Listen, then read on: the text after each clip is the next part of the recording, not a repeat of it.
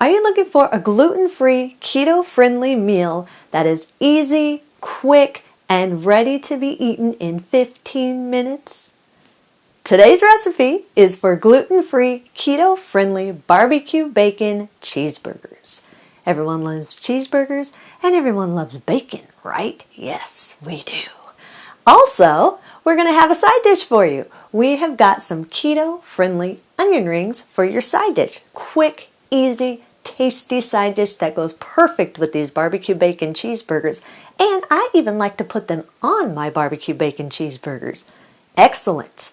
So if you want printable versions of these, you can check out my website at janetsdeliciouslowcarbkitchen.com. You can find printable versions of these and other goodies there for you. And if you're new to the channel, make sure you don't forget to hit the subscribe button. Also, while you hit that subscribe button, slide your little cursor over next to that little bell that's right next to the subscribe button. Click that bell. That way you can be notified every time I put out a new video. And while you do that, let's get cooking.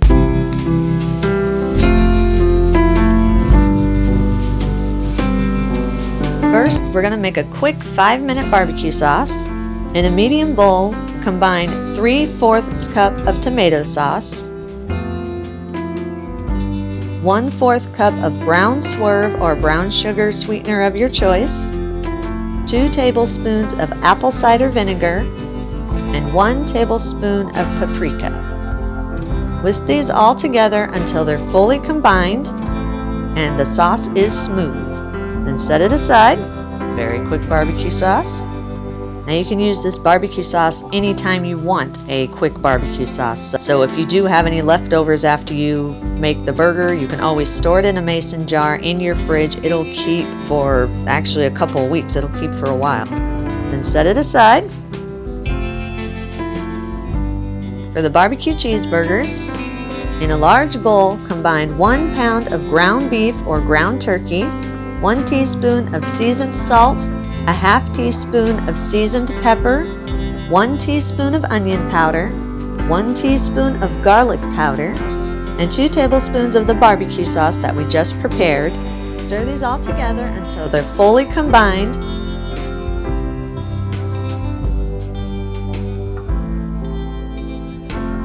And 1 large egg.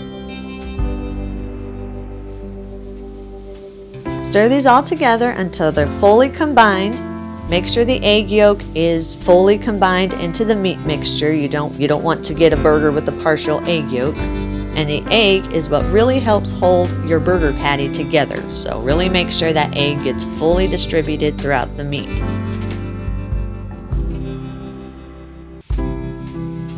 Once everything's fully combined, then shape your meat mixture into 4 1/4-pound patties. Now if you don't want them that big, you can always adjust them according to the size that you want. Just shape them into the patties, whatever size you want. Then grill the patties over medium heat about 5 to 7 minutes on each side or until they're done to your desired taste. Now I use an indoor grill, so all I have to do is put it in there 5 to 7 minutes. I don't have to flip it because there's a grill on each side, so it makes it really quick for me. But if you are doing this on an outside grill, you do need to flip it, so it'll be about 5 to 7 minutes on each side. When the meat's all done cooking, immediately remove it from the grill and top it with the cheese of your choice. I usually use Colby or cheddar cheese, but it's whatever kind of cheese you like. And you want to top it immediately as soon as you remove it from the grill so that the cheese can melt onto the patty. Once the patties are all done and you got them topped with the cheese, then spoon a light layer of the prepared barbecue sauce onto the bottom half of a low-carb bun. I like to use my recipe for low-carb buns. I have a few of them. I will put the link in the description for you so you can check those out. Then top the barbecue sauce with one of your prepared meat patties. Then top the meat patties with the desired amount of barbecue sauce, however much you want. Then top it with 2 to 3 slices of cooked bacon. And then I like to top it with some tomato and some baby spinach and maybe a slice of red onion. It all depends on what your favorite burger toppings are. For the onion rings, Preheat about 3/4 cup of oil of your choice in a large 12-inch skillet over medium heat. I use canola or avocado oil. You can use whatever oil you want. Just remember, certain oils have a higher smoking point than others. So oils like avocado oil, olive oil, coconut oil, they have a little bit higher smoking point than things like canola oil. So you'll need to keep an eye on it more. So just keep an eye on your oil once you start frying the rings. While you're waiting for the oil to preheat, slice up 1 large onion into 1/2-inch slices. I use a red onion or a sweet onion. You can use whatever type of onion you want. Just slice it up into 1/2-inch slices. Then separate each slice into rings. So all you have to do is just pull the rings apart, separate them individually, then set the onions to the side. And in a small bowl, add 1/4 cup of milk. Add 1 large egg.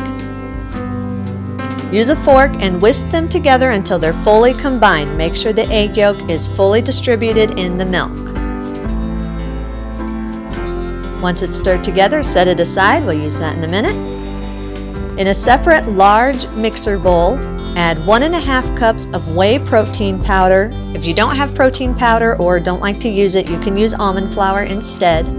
A 1/4 teaspoon of pepper, a 1/4 teaspoon of salt, and 2.5 teaspoons of any dry seasoning of your choice.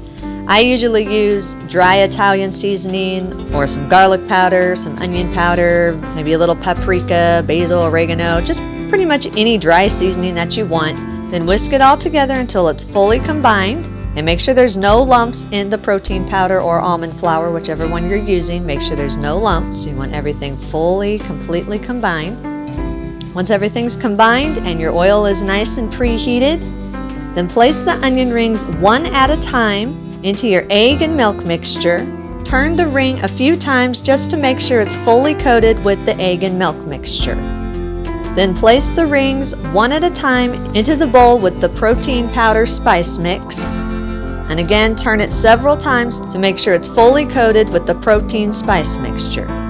I put my rings down in there and I bury them basically in the mixture, and then I turn them and bury them again. You really want to make sure they're fully coated so you can get that nice crunchy texture on the outside.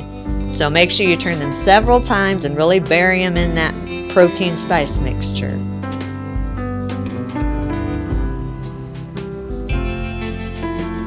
Once the ring is fully coated, then place the rings in the preheated oil and cook them for about 2 to 3 minutes on each side, or until they're completely golden on both sides. Now again, remember, the longer you keep your oil on the burner, the hotter it tends to get. So make sure you keep the heat at medium heat, no higher. And just keep an eye on your rings. When they look like they're getting a little too golden, then turn the oil down just a little bit and just make sure you keep an eye on them, because if the oil gets too hot, your onion rings can turn to a black crisp. So make sure you keep an eye on the heat of the oil. And there you go. Gluten-free keto onion rings and keto-friendly barbecue bacon cheeseburgers. Eat and enjoy. And that's our recipe of the day. I hope you enjoyed it. If you did and you want to see more videos like this, then click that thumbs up button, hit the subscribe button. You can leave me a comment if you want to. Let me know if there's any recipes that you'd like to learn how to make, and I'll do what I can to get those out there for you. And as always, keep cooking.